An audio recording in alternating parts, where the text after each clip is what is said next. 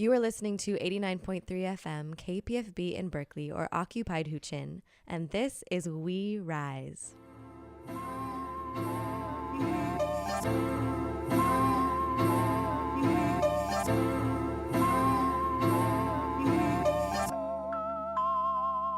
Yeah, this is way up, I'm going way up. Way up, I'm going way up.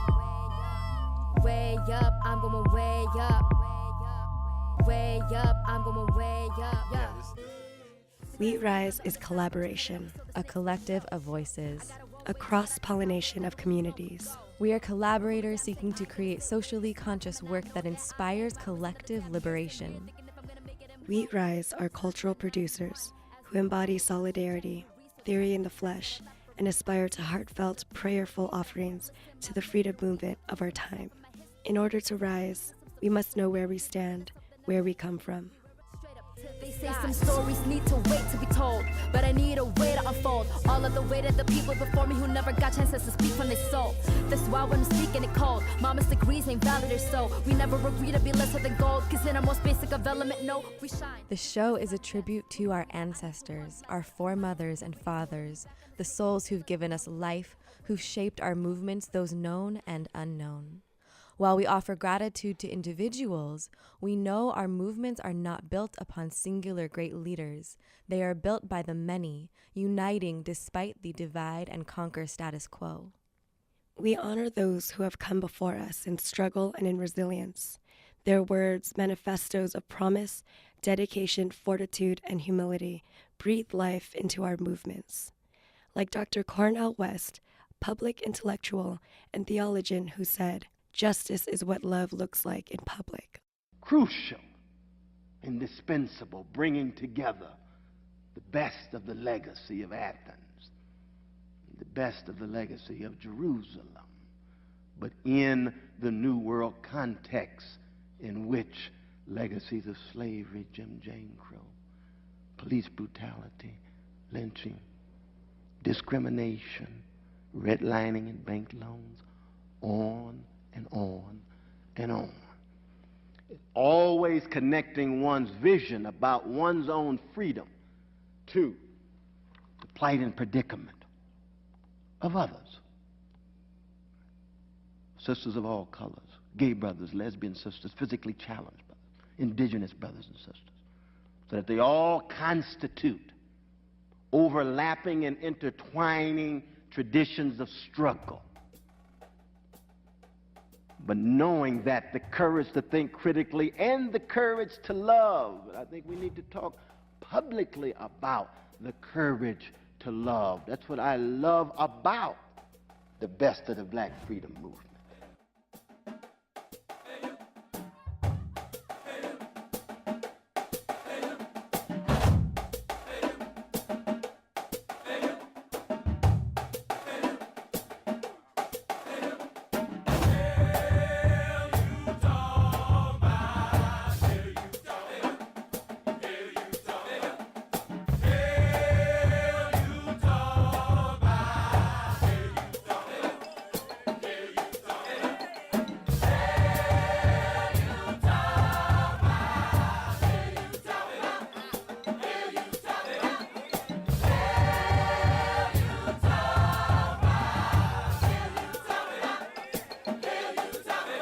Walter Scott, say his name. Walter Scott, say his name. Walter Scott, say his name. Walter Scott, won't you say his name? Jermaine Reed, say his name. Jermaine Reed, say his name. Jermaine Reed, say his name. Jermaine Reed, won't you say his name? Philip White, say his name. Philip White, say his name. Philip White, say his name. Philip White, won't you say his name? Say his name. Say his name. Say his name. Say his name. Say his name. Say his name. Say his name. Say his name.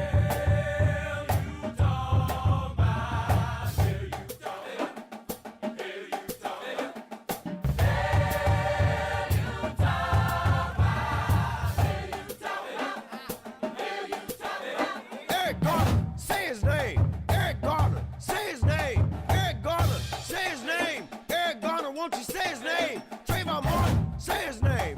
Trayvon Martin, say his name. Trayvon Martin, say his name.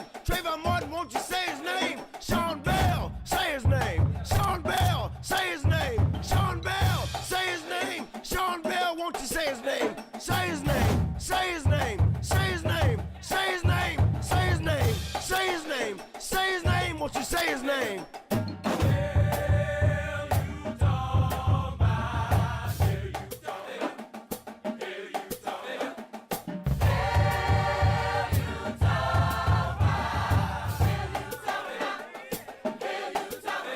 Freddie Gray, say his name. Freddie Gray, say his name. Freddie Gray, say his name. Freddie Gray, won't you say his name? Ayanna Jones, say her name. Ayanna Jones, say her name. Ayanna Jones, say her name. Ayanna Jones, won't you say her name?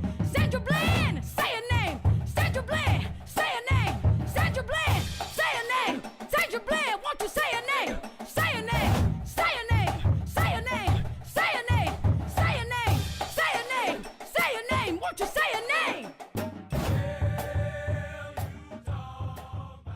This is We Rise on 89.3 FM KPFB, and that was Janelle Monáe, Deep Cotton, Saint Beauty, Jidenna, Roman Gian Arthur, and George 2.0 with Hell You Tom Bout. As Dr. Cornel West and the miraculous voices of the Black Lives Matter movement remind us, in order to do this work, we must know where we come from, What has been done? why we are here. How we got here. We must understand the past and present in order to navigate and co-create the future. While the words of phenomenal human beings guide and nourish us, so too do other forms of life: plant, animal, water, sky, spirit, and land. You will hear us repeat the refrain that our work, at this point in time, springs from occupied Huichin, known by settlers as Berkeley, California. Why do we keep saying Huichin? What do we mean? To honor the land and the first people of this place we call home, we offer a feature from the event called Living on Ohlone Land that took place in Oakland, also occupied Huichin, in August of this year. We are the tribe that they cannot see. We live on an industrial reservation. We are the Halusa Nation. We have been called the Indians. We have been called Native American. What is the name of the land you are on? Who are the first human inhabitants of that place? Tuhi Ka'atlashanka Ka'atra Akrina. I am the speaker for the Confederated Villages of Lashan. My ancestry is from here in the Bay Area. I have been working on the protection and preservation of sacred sites in the Bay Area for the last 20 years of my life. I grew up in this territory called Huichin, and Huichin encompasses 5 Bay Area cities. It encompasses almost all of Oakland, Berkeley, Emeryville, Alameda, and El Cerrito. We have been here forever. We are the Halusa Nation. The voice and wisdom of one of the most cherished activists of the American Indian movement, John Trudell, heard here in A Tribe Called Red's track, We Are the Halusa Nation, was echoed by the 4 indigenous grandmothers who took the stage at the first congregational church in Huichin, so-called Oakland, California, in August of 2017. The event was called Living on Ohlone Land. Its purpose? To demonstrate how to be in right relation with land and with indigenous peoples, to challenge the entitlement of settlers, to acknowledge the fact that all of the so-called United States is stolen land and this theft is ongoing, and to share the work that local Native-led organizations are already doing in the fight for self-determination and to protect the earth. The 4 panelists included Karina Gould, Ohlone, representing the Confederated Villages of Lisjan, Ruth Orta, Ohlone, Bay Miwok, and Plains Miwok, Anne-Marie Sayers, Mutsun Ohlone and Tribal Chairperson for Indian Canyon Nation, and Chief Colleen Sisk, Winnemem Wintu. Before the panelists made their introductions, Pua Case, protector of sacred mountain Mauna Kea in Hawaii, offered a prayer as part of the opening protocol. She expressed gratitude and humility to the Ohlone people for allowing her on their land. It is critical to note that her prayer was recorded with permission, as it is invasive and insulting to document Native ceremony without permission.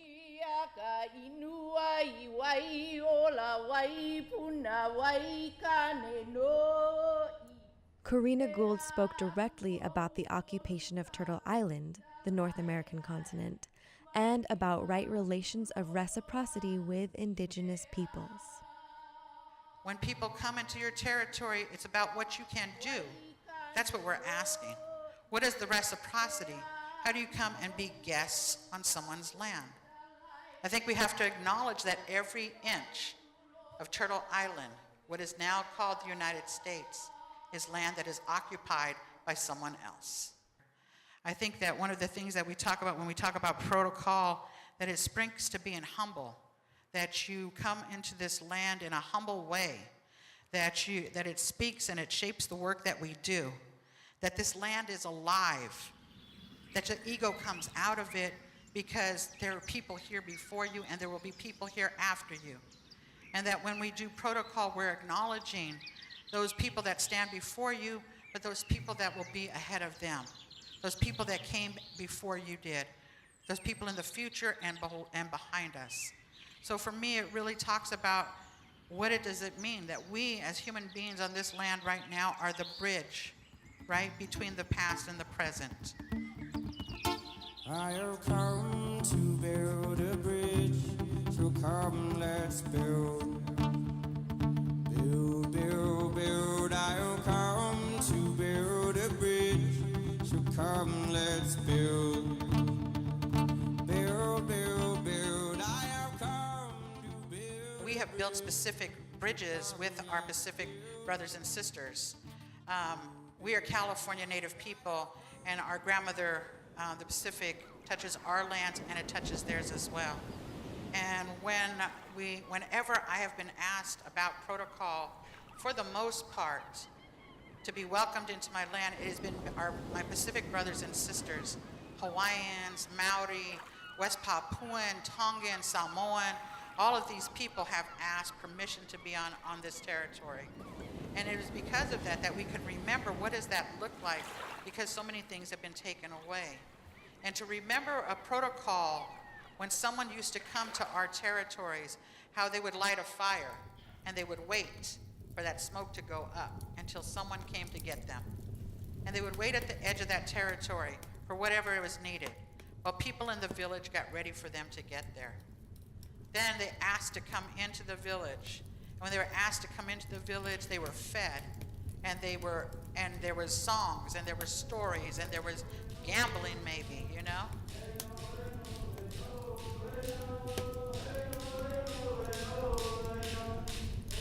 And then after all of that stuff happens, then you ask, what is it that you came to our territory for? And they may have come to our territory to get food or to get medicine or to visit someone else that's on the other side of our territory. Maybe they came looking for a husband or a wife. Maybe they came for other things. But it wasn't until you went through all of that process of getting to know someone and sitting with them and eating with them and praying with them before you actually figured out what it is that they came for. So we think about those protocols that happened a long time ago. It took a lot longer than what we're able to do in 3 minutes, crossing the bridge in rush hour traffic to get there, to say a prayer for somebody that we don't know. So to acknowledge that while you're on somebody else's land. I have come to build a bridge, so come let's build. Build, build, build, I have come to build a bridge, so come let's build. Build, build, build, I have come to build a bridge, so come let's. That is the voice of Nako Bear and Medicine for the People with their song Build a Bridge. They were not present at the event Living on Ohlone Land, but they were mentioned amongst other artists who are spreading the message of Indigenous resistance and solidarity. What is going on here, on Huichin, on Ohlone Land? How are Ohlone people resisting the ongoing occupation and decimation of their home? How can other Indigenous people and settlers show support and practice consensual allyship? Here is Karina Gould. There's a developer that wants to put 5 stories of mixed use on top of this sacred place. Our shell mounds once ringed the entire Bay Area. There were more than 425 of them. These are places that are in the Bay Area that you wouldn't know about. So this place, this very special place in West Berkeley, needs to be preserved and protected. And we need your help. When the same time that Standing Rock was happening in North Dakota, my Standing Rock was right here in the Bay Area.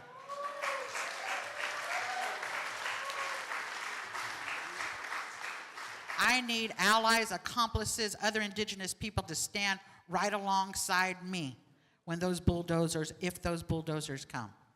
I need people to be willing to put money for lawyers so that we can stop this development. We need the money that was going outside of our community to stay in our community too. We need all of those things. The Indigenous Women's Land Trust that we are creating here is because we are a non-federally recognized tribe. We have to buy back our land. Lots of times we have people that'll say, why haven't the Ohlone stood up a long time ago? Because we were running from being killed. Because people are coming forward right now because it's safe for us to do it. Because we have people that want our stories. Because we are now interesting to y'all, okay? We were doing this work. Our ancestors have been praying for us. And every time we pray for the next 7 generations. We are the Halusa Nation. Our DNA is of earth and sky. Corrina Gould, Anne-Marie Sayers, Ruth Orta, and Chief Colleen Sisk, the event's 4 panelists, are living legacies of Native California women who are defending Indigenous self-determination and protecting their tribal territory right here in the so-called Bay Area. Winona LaDuke, Anishinaabe from Minnesota, is another living legacy. Internationally renowned speaker, writer, and founder of Honor the Earth, she spoke on Coast Miwok land, so-called Point Reyes, in March of 2017 at the Geography of Hope conference. Her words illuminate a path forward. And then they said that this time would come. It was called the time of the seventh fire. And in that time, they said that we as Anishinaabe people, as where I'm from, Anishinaabe territory, that we would have a choice between 2 paths. And one would be well-worn but scorched. And the other path would not be well-worn and it would be green. And it would be our choice upon which path to embark.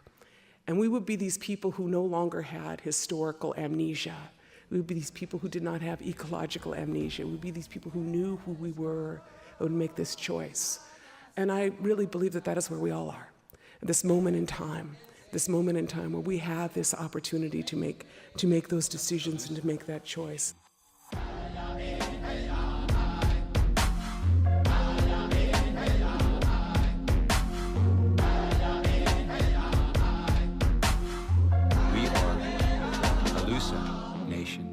For Full Circle, this is Kat Petru.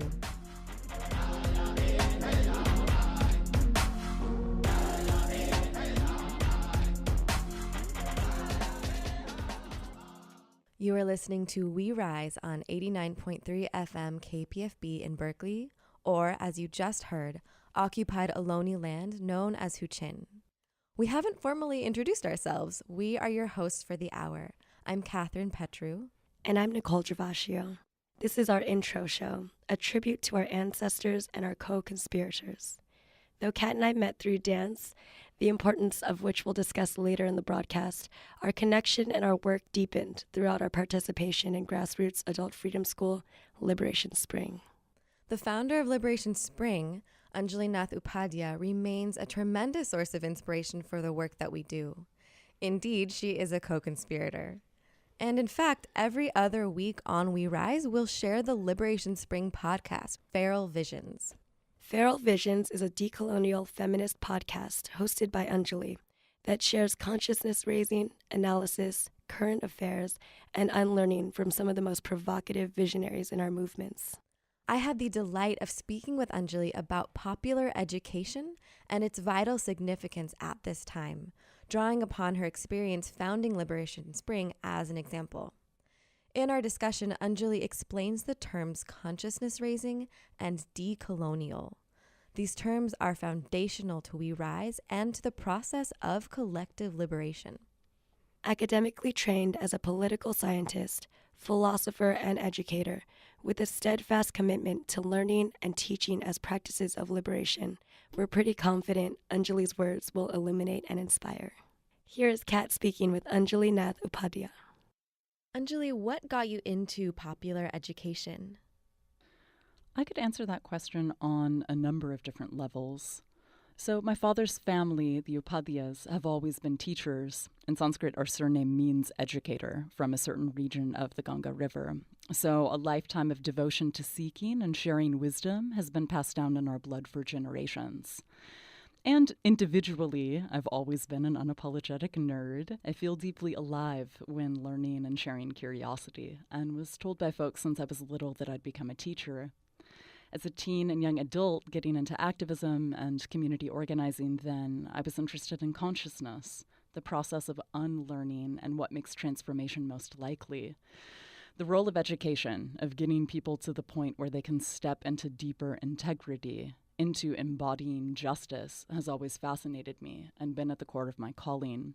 Then professionally, I've been in higher education for my entire career and am now a recovering academic, so to speak. Unfortunately, we know that the academy is mostly inaccessible, perpetuates the status quo, has been corporatized, especially in the past few decades, is increasingly neoliberal, and administered, run by folks that actually don't even have backgrounds in education, quite broadly. To me, good education needs to be accessible. So I remember hearing from an auntie that my mother, for example, never found feminist spaces that were accessible to her as a mother during the feminist movement of their youth. So part of me has wondered for my entire life since then, if only the feminist spaces around her had been more welcoming, especially of her as a mother, if she might still be alive today. If she'd have had the supportive and transformative experience that so many of us have had, especially in feminist community spaces, if she'd have had the strength to leave an abusive relationship.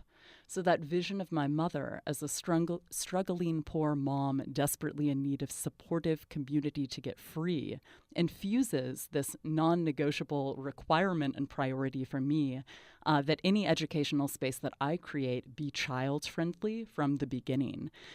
If it's not accessible to parents, like frankly much of the dominant educational system is in this country, I'm personally not as committed to pouring my heart and soul into that kind of system.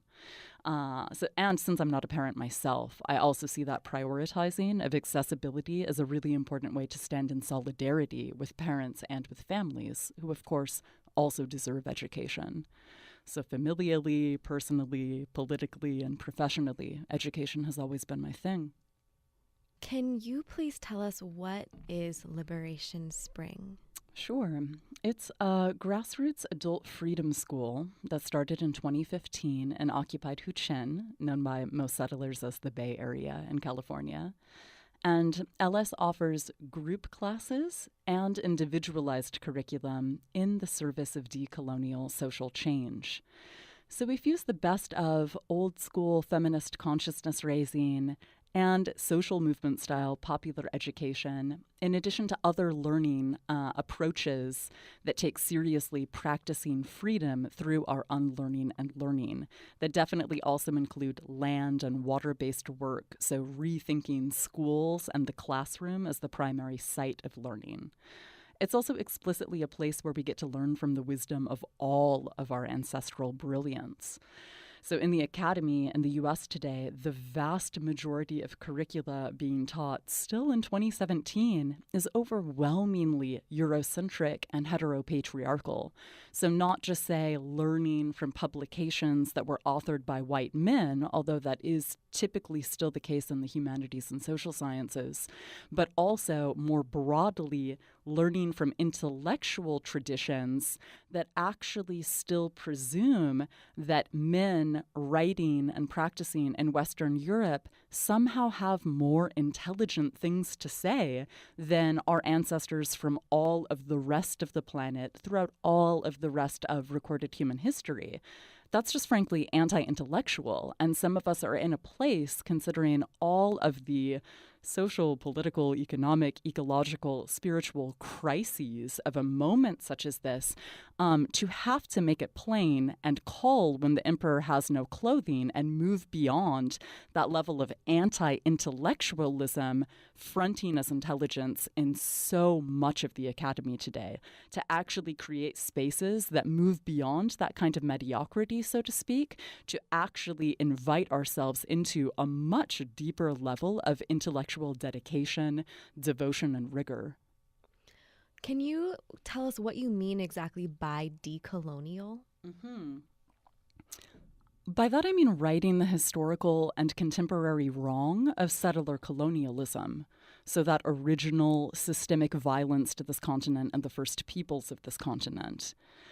We need educational spaces today that are unapologetically decolonial, that take seriously the need for literal decolonization. And this has enormous political, economic, social, and ecological implications.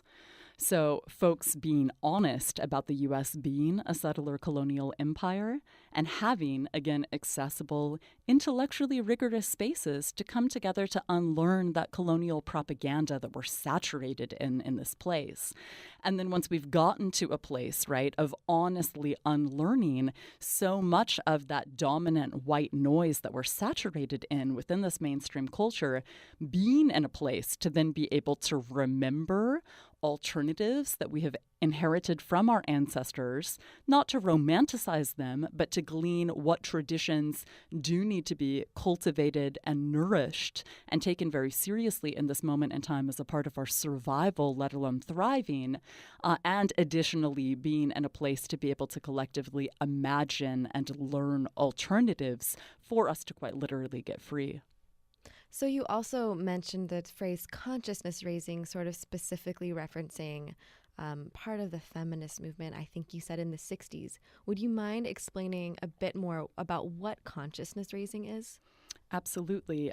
So, of course, my personal use of that term is somewhat twofold or multivalent. I'm first and foremost, with any conversation around liberation and consciousness, talking about my personal ancestral traditions of understanding those terms that definitely predate whether it is, say, a particular form of pedagogy that became popular in the 50s, 60s, 70s in the women's movement in the United States, or a sort of Western European-centered understanding of liberation. So for me personally, there are definitely, multiple entry points into making meaning out of those concepts.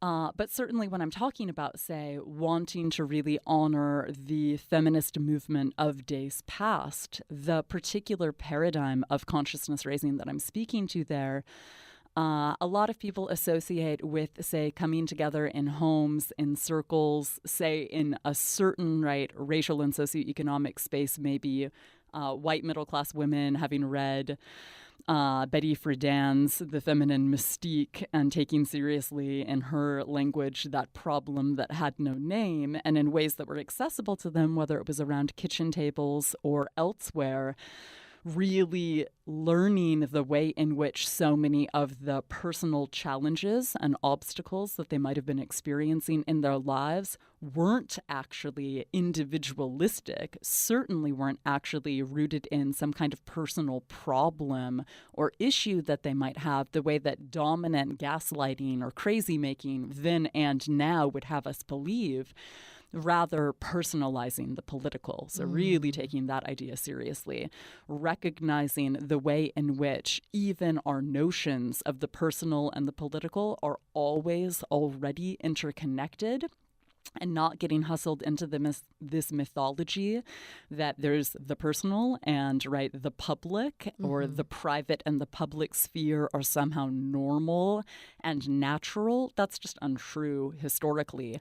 And so taking it back, again, doing something that's frankly more intellectually rigorous than that, also just more realistic than that, honoring that there are systemic and there are institutional sources and reasons, right, causes that explain so much suffering that folks quite often can experience at the individual level. And if they're in a place like the USA where we're socialized to perceive very individualistically, but not to necessarily understand systemic injustice or institutional oppression, can quite often victim blame, right, then turn what could otherwise be, say, righteous indignation that could fuel societal transformation for the better inward into, say, depression, horizontal hostility, being divided and conquered. So when I talk about consciousness raising, I'm definitely wanting to appreciate a certain, right, form of unlearning that, especially in the feminist movements in the United States, has come before. So wanting to sort of pay due and respects where appropriate and where necessary to the work of mothers, for grandmothers that have, right, created this legacy and this tradition that some of us are carrying on. Thank you. So in some ways, you've spoken to this, but please tell us more about why Liberation Spring was created. For sure. LS was started to support folks in sharpening their analyses, their praxis, their solidarity skills, and understanding of how that systemic transformation I was speaking to actually occurs. I'm really concerned about how inaccessible community-determined education is in the U.S. these days, and wanted to create an alternative to the expensive, elitist academic status quo. It's something that I've been fantasizing about with buddies for over 12 years. Really specifically, at that point in time, at the end of 2015, I knew a number of folks who yearned for a community to learn and unlearn in. It was also important for me to continue that legacy of incredible, life-saving, autonomous education that I've been able to learn so much through in different moments in my life. When I was younger, I was able to participate in, for example, the most amazing book study starting at the age of 20 that lasted for years. Then was able to participate in and start contributing to the creation of so many different DIY or do-it-yourself community-based educational events and spaces. So after having learned so much from these spaces, just as much, if not more, by the way, as from any of my graduate degrees, from folks that have poured exhaustive time and energy into the creation of those spaces, it's been really important for me to be able to give back in that same capacity, to appreciate and to recognize all of that labor that folks poured their hearts and their souls into those kinds of spaces for those of us that are committed to seeking truth, to unlearning propaganda. And it was important for me that for folks in this time and space, especially young women of color, to be able to access those kinds of spaces too. One of the reasons why right now I see this work as so necessary is because of how astoundingly anti-intellectual the dominant society is, especially pop cultural spaces.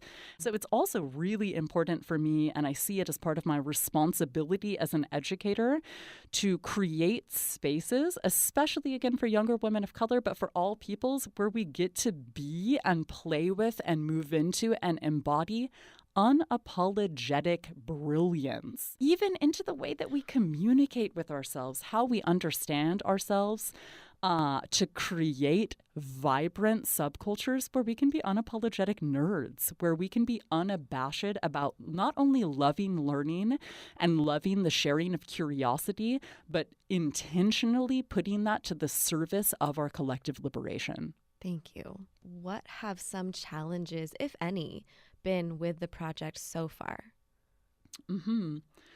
So like so many grassroots projects, funding has definitely been a challenge thus far. If folks would like to donate, liberationspring.com, please do. So for the meantime, can you just give us a little bit of information about what Liberation Spring has coming up in the future? I'm incredibly excited to be offering some more robust online programming, actually. So I'm in the process of building out an all-online pilot of one Liberation Spring class that is currently called Just Pleasure, Revolutionary Approaches to the Erotic, that will then be available to folks outside of the Bay from anywhere in the world, regardless of your schedule. I'm also really looking forward to mentoring more folks who are wanting to either start or grow their own popular educational programs within their neighborhoods and communities and groups of friends and networks. So that could be the kind of consciousness-raising group that I mentioned earlier. It could be a book study. It could start out as a documentary film series. It could be a free university. It could be another freedom school similar to Liberation Spring. But that is, frankly, vital work in this moment in time amidst all of the challenges that we're facing. And so I also see that as part of my responsibility as an educator that has studied liberatory approaches to education in my research for over a dozen years, to be able to make that material available, not just right on campuses in peer-reviewed journals that many people might not ever access or read in their lives, but to as many people as are interested in actually taking seriously educating ourselves, unlearning the poison, planting the seeds of inspiration to continue to learn in whatever ways are most accessible to their communities and appropriate to whatever the needs and the challenges are that they're facing. How can folks be in touch with you or get involved? Feel free to email us at liberationspring@gmail.com. You can also check out the website at liberationspring.com. We're also on Facebook if you look up Liberation Spring. Our Twitter handle is libspring, and you can definitely donate on the site again at liberationspring.com. Fabulous. Anjali, thank you so very much for your time. Thank you. You are listening to We Rise on KPFB 89.3 FM in Berkeley, occupied Huchin. I am Kat Petru, and that was my conversation with Anjali Nath Upadhyaya, founder of grassroots adult freedom school Liberation Spring. On our introductory show, we are honoring the forebears of the liberation movements of our time. Women who write pump fortitude into my spirit like iron into blood. Their words oxygenate my cells. People who make music light me up. As author, documentary filmmaker, activist, and scholar known for her novel The Salt Eaters, Toni Cade Bambara said, "The role of the artist is to make the revolution irresistible." That is exactly what we seek to do here on We Rise, to nourish our imaginations in service of collective liberation. As the late revolutionary activist and philosopher Grace Lee Boggs said, there are times when expanding our imagination is what is required. So where did the name We Rise come from? In part, it came from a rush of memory spawned by the late great visionary Maya Angelou's poem, "And Still I Rise." We rise. You may write me down in history with your bitter, twisted lies. You may trod me in the very dirt, but still like dust, I'll rise. Does my sassiness upset you? Why are you beset with gloom just 'cause I walk as if I have oil wells pumping in my living room? Just like suns and like moons, with the certainty of tides, just like hope springing high. Still I rise. Did you want to see me broken? Bowed head and lowered eyes, shoulders falling down like teardrops, weakened by my soulful cries. Does my sassiness upset you? Don't take it so hard just 'cause I laugh. As if I have gold mines digging in my own backyard. You can shoot me with your words. You can cut me with your lies. You can kill me with your hatefulness. But just like life, I'll rise. Does my sexiness offend you? Oh, does it come as a surprise that I dance? As if I have diamonds at the meeting of my thighs. Out of the huts of history's shame I rise. Up from a past rooted in pain, I rise. A black ocean leaping and wide, welling and swelling, I bear in the tide. Leaving behind nights of terror and fear, I rise. Into a daybreak miraculously clear, I rise, bringing the gifts that my ancestors gave. I am the hope and the dream of the slave. And so, naturally, there I go rising. That was Maya Angelou, of course, reading her bedazzled, dazzling work, And Still I Rise. This is We Rise on 89.3 FM KPFB, and we are discussing the roots of our name in our intro show, which is a tribute to our ancestors on this path of collective liberation. Maya is not the only inspired poet we will share this hour. Here is my beloved co-host, co-founder, co-conspirator, Nicole Gervasio, sharing her memory, passion, and vision with her work, Everything Left Behind. This one is the most recent poem I've written. It's called Everything Left Behind, and I made this really long collage when I was in college, dedicated to my grandmother, and it's based off of memory, and I'll just leave it at that. What survived were our bodies, our hearts, our blood, our bones, our skin who thirsts to hold the sun, our lungs blessed by shared breath as we inhale each other in greeting. They left us strength consumed from our fingertips. Our stomachs become steel, nourished by warm love that settles in the food we eat. They gave us two mouths, soft lips with sharp speak. Resistance in our blood rides the rivers on the backs of both hands, in these life-giving walls, in our memory-bearing wombs. Can you tell us more about your grandmother? My grandmother's name was Hoplina, and she was a feisty soul.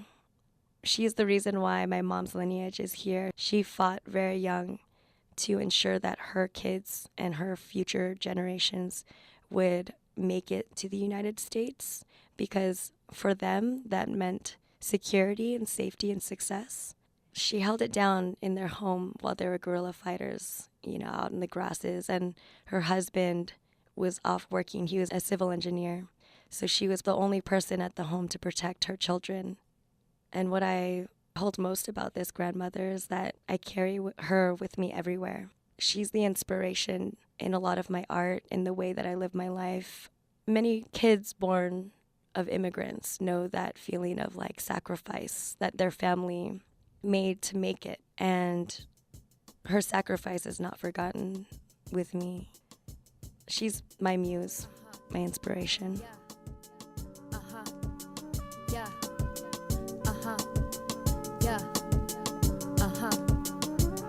Hello America, break your backs for dollars, they don't carry ya. 7,000 miles away from home with language barriers, land of opportunity. Tell me, is it good to you? But 6 feet deep on stolen land is where they bury in November 1991. Papa came here with a wife, 2 daughters, no money, but they wanted them a better life. Peaceful to their name, so they piecing up the pain. Ain't no peace in the position as an immigrant is praying for a piece of that Americana pie or for the cream. To a piece of dream they sold you, but it only was a dream. For a piece of mind to thinking that my mama could be seen as an equal, not a foreign immigrant or in between. I was a kid in the sky, nothing but dreams in her eyes, hoping that we would survive. But mama, those were the times. They telling us compromise, they always feeding us lies, made to believe I don't exist unless I wear a disguise. Cause I be constantly lied to, broken down till I cry, till I no longer recognize the person that was inside. Until we fade like the sun and we forget where we from, then we self hate till it's done and never question it once. So mama, tell me we won, the person that I become. I have a sword for a tongue and a skin that shines in the sun, and because the place that I'm from, it still lingers deep on my tongue. And so every word that's from my lungs can hold the weight of a ton. If I'm ever slipping,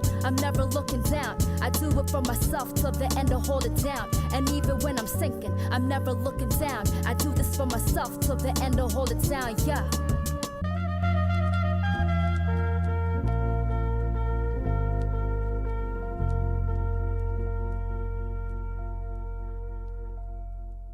Mama will make it in America.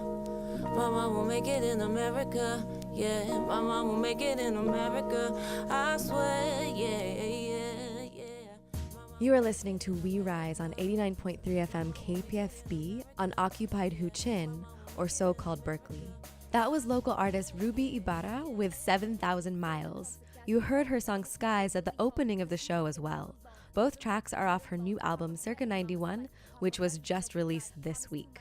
This is our intro show paying homage to our ancestors, those whose light illuminates the path of collective liberation.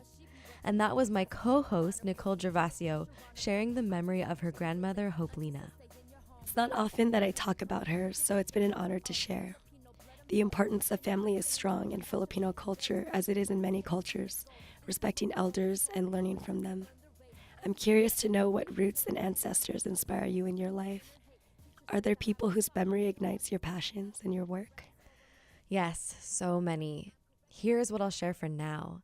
This season in Liberation Spring is called After U.S. Empire.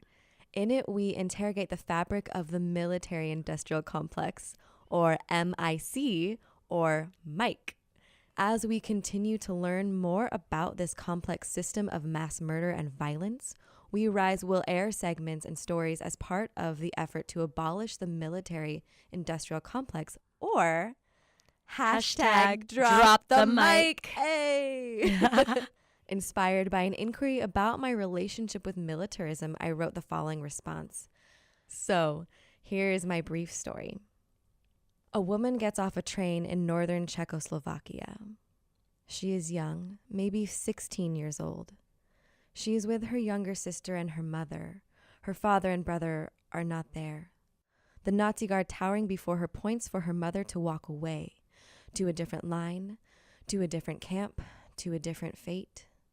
This woman, girl, 16-year-old, stands before the Nazi guard and tells him no. I do not know what was said or in what language. Nana spoke many. But my grandmother stood before a Nazi guard and refused to let her mother be taken from her. I do not know if she knows that her mother was being sent to a death camp, but I know that in that moment, Nana won. She and her mother and her sister stayed together. They survived. There are so many details I still do not know, and many more stories to be told. But if my relationship with militarism can meet the no of my grandmother before that Nazi guard, then I am doing her legacy justice. Thank you for sharing that story. It's so very powerful.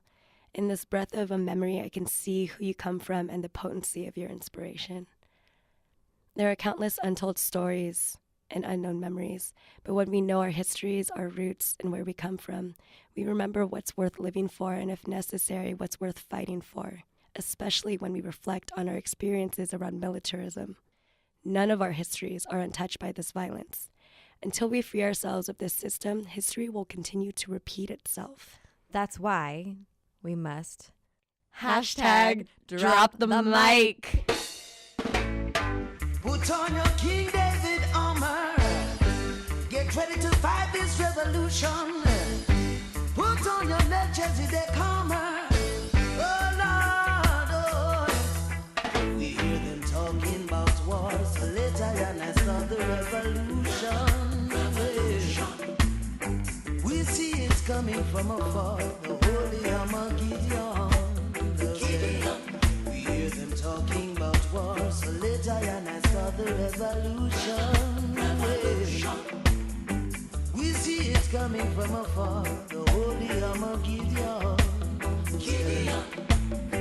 We told them people are fighting, but come to learn that's what they're promoting. They're talking about their new world order, total opposite of Melchizedek order. It's all a part of their conspiracy to wipe away world tranquility. They're making nuclear weapons to destroy mankind. We've got to rise before that time. We hear them talking about wars. So later and I saw the revolution. We see it coming from afar, the holy Armageddon. We hear them talking about wars. So later and I saw the revolution. We see it coming from afar, the holy Armageddon. See, I don't care about how they gon' feel, because the truth has got to be revealed. The eagle is the biggest ringleader. The world is drunken by the wine the devil gave her. She's the mother of all that you see. We cannot not let her claim no victory. So arise and come and take a view of her plan that she hopes will come true. We hear them talking about war, so later and I saw the revolution.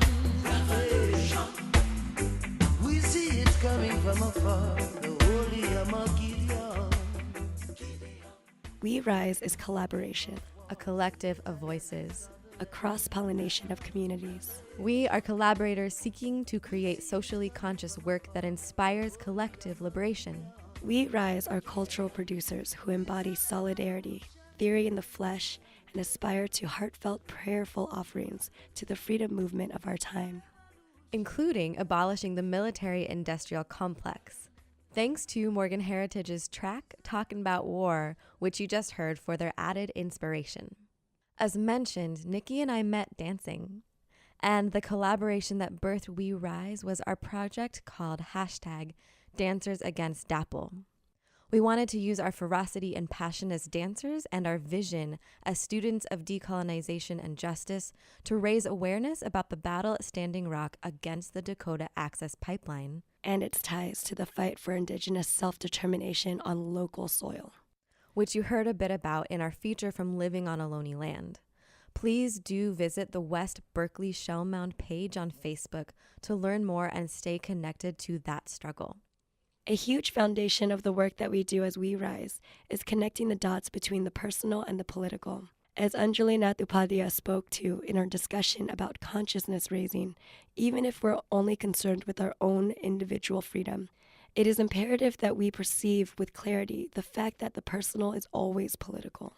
And of course, we know that we are all interconnected, which is why We Rise came together to incite awareness and action in dismantling the oppression and violence we face as a global community in the 21st century. Our interconnectedness reminds us that what we do locally has a global impact and vice versa.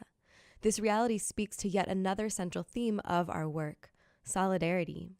As Leela Watson, Murray visual artist, activist, and academic says, "If you have come here to help me, you are wasting your time. But if you have come because your liberation is bound up with mine, then let us work together." In the following clip, you'll hear Leela Watson speak to the movement for Indigenous self-determination and sovereignty on so-called Australia, the land of her people. She speaks to the seduction of Western culture and the problem of assimilation. If people assimilate and don't remember where they come from, they are lost. Colonization infects our minds, hearts, and spirits. The personal is political. She speaks to the need to decolonize and to connect with freedom struggles not only of our own socially constructed identity groups or even on this continent, but worldwide. We know that the event of colonialism has interfered so much in our lives that lots of people have taken up white terms of reference to live by. Whereabouts Aboriginal terms of reference to me is what Aboriginal people will guide them to what a treaty is and how we are going to negotiate living in this country. And to me, Aboriginal people, there's a lot of confusion amongst a lot of our people, and sometimes they're operating on white terms of reference. Yes, that's right. And sometimes they're operating on Aboriginal terms of reference. And at the same time, the government is battering us all the time with assimilationist leadership things and this education and everything else, as battering Aboriginal people to be assimilated and become like white Australians. So as far as I'm concerned, this causes the confusion, especially in young people who cannot see any positiveness, anything positive for themselves in the future. And it leads to these dreadful things of suicide and you know, drugs and alcohol and so on, because they cannot see a positive future for themselves. And also, a lot of those young people getting dragged into white terms of reference and see them, you know, they want to join in with the Western society. It's very seductive, you know, very seductive, and that's understandable. And that's why we need to arm our young people with cultural knowledge in terms of and reference. build their strengths in order to see that we can work towards a positive future and we can have a treaty. That was Murray visual artist, activist, and scholar Leela Watson, and this is We Rise on 89.3 FM KPFB on Occupied Huichin. As we near the end of our show today, we leave you with seedlings, questions to inspire curiosity and imagination. Through creativity, fierce love, and unapologetic resistance, we offer our work as nourishment for collective liberation, to be dispersed like dandelion seeds in our own communities and beyond. This show isn't about me and Nikki. This show is about us. What are the ways we can show up for justice? What do we each have to offer to the freedom movements of our time? How can we realize our divine potential and create radical social change? What footprints will we leave on this planet? How can we honor the legacy of our ancestors with humility and dignity and respect? As one of our dear friends says, it takes vulnerability and courage to do this work. We all have the capacity to be vulnerageous. We invite you to contribute your brilliance to We Rise. You can get in touch with us on our Facebook page at Dances Revolutionary or email us at dancesrevolutionary@gmail.com. Thank you for tuning in. Please join us next Sunday at 3 p.m. Pacific Standard Time for the premiere episode of Feral Visions, brought to you by Liberation Spring. Feral Vision's first guest will be Dr. Sarah Hunt, and she'll speak with Anjali Nath Upadhyay about remembering and recreating cultures of consent. Have a beautiful weekend.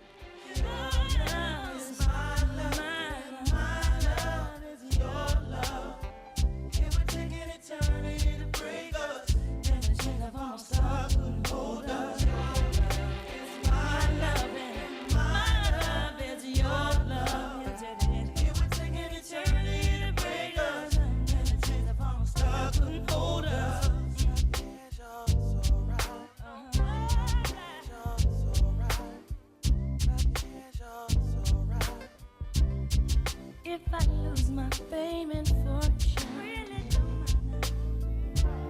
and I'm homeless on the street, oh Lord, and I'm sleeping in Grand Central Station, it's okay if you're sleeping with me.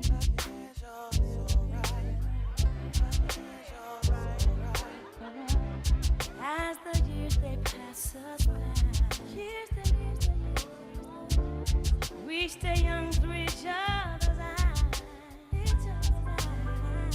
And no matter how we get on, it's okay as long as I got you, baby. Your love is my love, and my love is your love, baby. It would take an eternity to break us.